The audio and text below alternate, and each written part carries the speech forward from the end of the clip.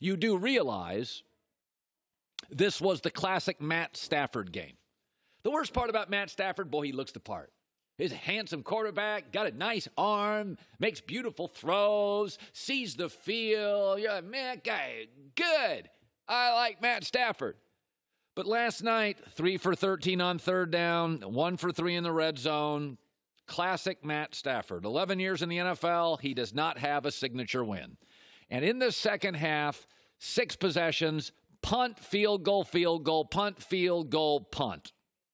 It's the kind of game Russell Wilson wins. It's the kind of game Tom Brady always wins. And it's the type of game Detroit and Matt Stafford always lose. In 11 years in that division, I want you to think about this. Mitch Trubisky has won that division. Case Keenum has won that division. Jay Cutler has won that division. Teddy Bridgewater has won that division. Aaron Rodgers, overwhelmingly with bad defenses, has won that division 5 times. Matt Stafford's never won that division.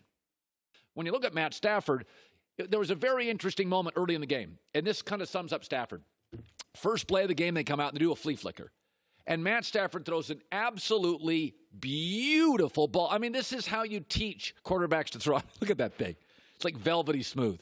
And you're like, look at this. And yet, here's this 11-year veteran on the very next play. After this, I mean, this is just classic, beautiful, perfect. It's like video game quality. Next play, fumbles a snap. When's the last time Brady fumbled a snap? Next play, and then all of a sudden they settle for a field goal.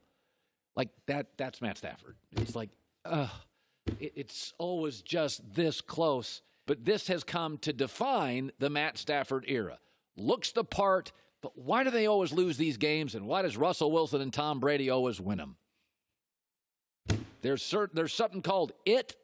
Some people have it. Some people don't have it. Some people look the part. Some people can't deliver.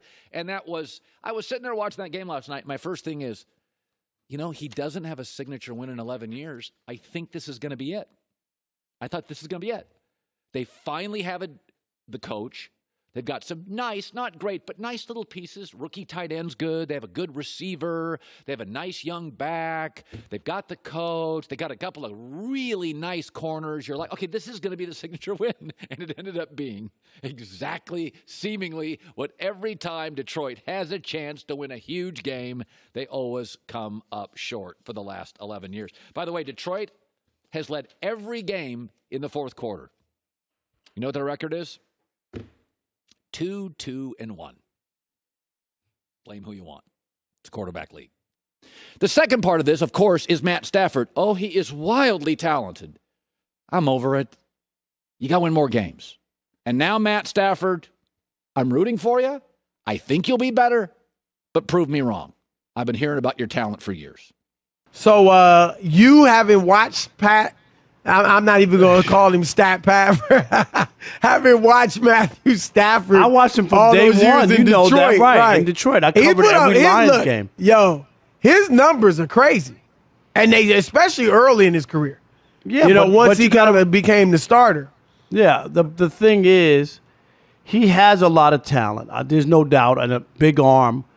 But he never won a division. Chris, there were opportunities. It's not like the Lions were 4-12 every year. There were years where if he won a game at home in Detroit, they would have beat the Packers, right, and won the division. It just didn't happen. They were 10-6 in 2011, 11-5 in 2014. That 11-5 team, 9-7 years, of course, under Jim Caldwell. Right. Yeah. That 11-5 team, Chris, they had the 5th best defense in the NFL. That was when they lost to Dallas, I think, in the playoffs, 2014, I think.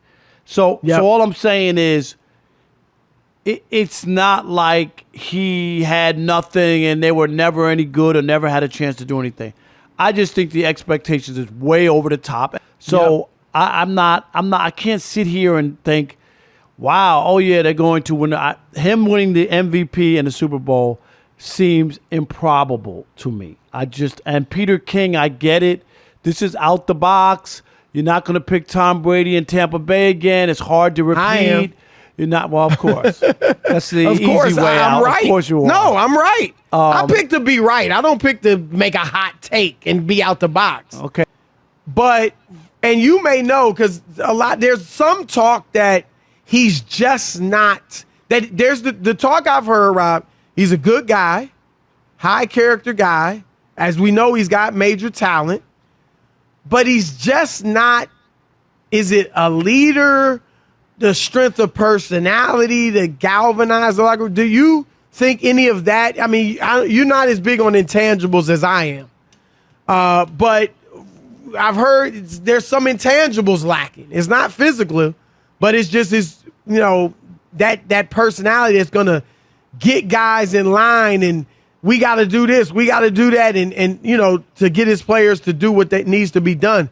I mean, everybody has predictions in the Rob NFL, Parker picked the Jacksonville Jaguars to reach the Super Bowl a few years ago. So. Yeah, and you know what? They were up by 10 in the fourth quarter. They didn't make right. the playoffs that year. No, I'm talking about that was the year I picked them. All right. Matt Stafford, affectionately known by Rob Parker as Stat Padford. Rob, not only did he lead the Rams to victory in Game 1 against the Chicago Bears, not only did he become the first quarterback since week 6 of the 2019 season to have at least 2 touchdown passes of 40 or more air yards, 2 bombs. Chris, did you see any defenders on those plays? Okay, go ahead. That was great. He looked them off. Oh, is that what it was? His eyes. Yeah, he looked them off. The receivers were wide open. He totally shook them with his eyes. Okay. But he was named Player of the Week, Rob. Matt Stafford in the NFC over Kyler Murray, over Jameis Winston, over Tom Brady. A lot of guys had big games, but none better, according to the NFL, than Matt Stafford. Do you have a problem with this? I have a huge problem. Oh, my God. Sound the alarm. Here we go. I got a conspiracy going for you. It is the Matthew Stafford conspiracy. He's the narrative. They've all bought in. They're going to push Matthew Stafford down our throats. He's the greatest thing since sliced bread. He was in shackles and chains in Detroit. He had nothing. He played with garbage. He had no help. Matthew Stafford is the quarterback of the future. He's better than Aaron Rodgers. He's better than Tom Brady. He's better than anybody who's ever put on a uniform. Have you seen that guy's arm? He's unbelievable. And he had less yards than Jared Goff this past week. He had the same amount of touchdowns, but somehow we just watched something we've never seen before. Rub your eyes with both hands, Chris Broussard. What was that? I think I saw Santa Claus come into my room. What was it? Ram fans all over Los Angeles. They got their pennies in a bunch because they think they're going to the Super Bowl. Their Messiah wasn't wearing a robe. He was wearing a Rams jersey. Hello, Matthew Stafford. Welcome to the NFL. We always knew you were that good. We knew it. We knew it. And now you're going to prove it to everybody. Peter King and all the other national pundits who are on this Matthew Stafford bandwagon. Stop it. Wow. I mean, my goodness. If you just looked at Matt Stafford's numbers, you would say he's a Hall of Famer.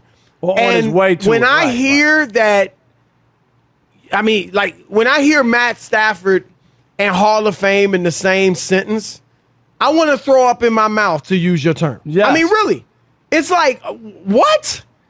Like, really? Like, you know what I'm saying? Like, no way.